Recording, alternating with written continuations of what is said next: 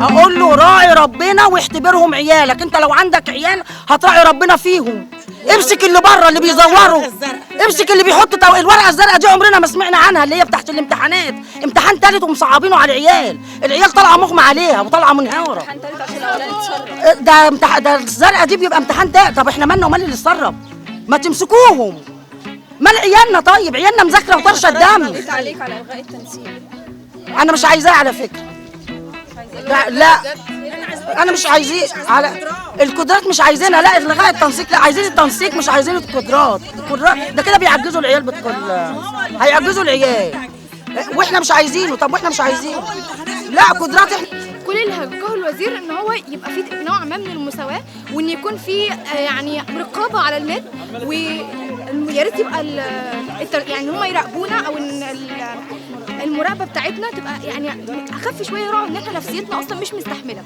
يراقبونا من بره، مش يخشوا اللجنه باجهزه ويفتشونا بيها، لان بجد ده قلقنا وخوفنا واحنا قاعدين في اللجنه.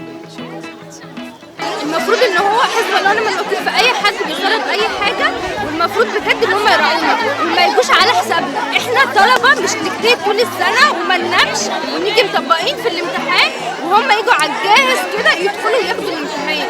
المفروض ان هو يشوف له حل بدل ما يجي علينا، والقرارات اللي هو ياخدها ما يجيبهاش علينا، يراعي ان في طلبه. قول له حزب الله ونعم الوكيل، ما عرفش يحفظ ورقه الامتحان، ضيع مستقبل العيال الشاطره في الغش. ايه تعليق على ان مفيش حد خد درجه نهائيه في العربي الوقت في العربي كان صغير، الامتحان سهل جدا بس الوقت قصير. تعليق على التسريبات. حزب الله ونعم الوكيل. هو بص الوزير كله منه يعني مش قادر يحمي ورقه.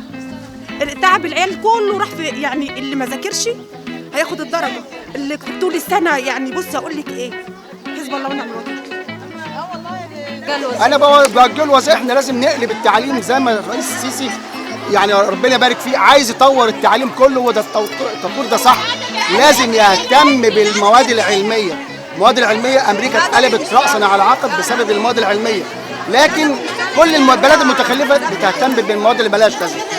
اقول له يبص لنا شويه، يرحمنا شويه، مش كل سنه ثانويه العامه بقى ثانويه العامه. احنا بنموت كل يوم وعيالنا ما لهمش ذنب في اي حاجه. اللي بيسرب الامتحان هم يشوفوا اللي بيسرب الامتحان مين، من عندهم مش من عندنا.